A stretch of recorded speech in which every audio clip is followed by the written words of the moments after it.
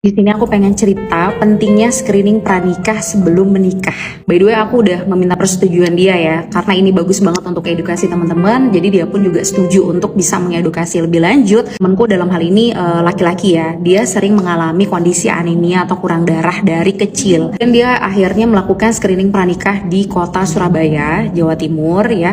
Nah di situ didapatkan dia mengalami thalassemia minor. Dan ternyata pasangannya pun juga mengalami thalassemia minor. Artinya mereka punya kemungkinan 25% secara acak untuk mendapatkan anaknya mengalami thalassemia mayor. Thalassemia mayor itu adalah kelainan darah, bentuk darah sehingga fungsi darah itu terganggu.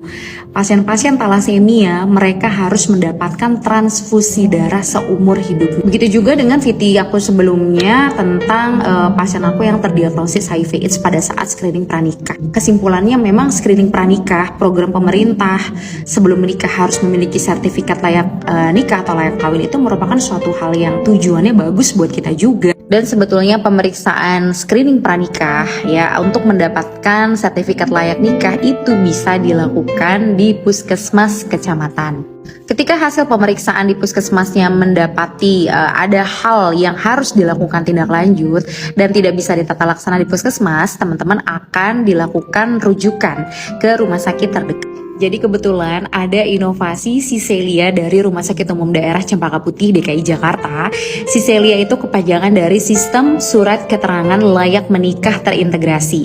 Jadi buat teman-teman atau pasien yang dirujuk dari puskesmas kecamatan untuk mendapatkan tata laksana atau pemeriksaan lebih lanjut, teman-teman tinggal datang saja ke rumah sakit untuk mendaftar di Polikenari, namanya Polikenari, untuk dilakukan assessment dan pemeriksaan. Ketika teman-teman sudah dilakukan pemeriksaan atau tata laksana di rumah sakit tersebut, teman-teman akan mendapatkan surat keterangan layak menikah.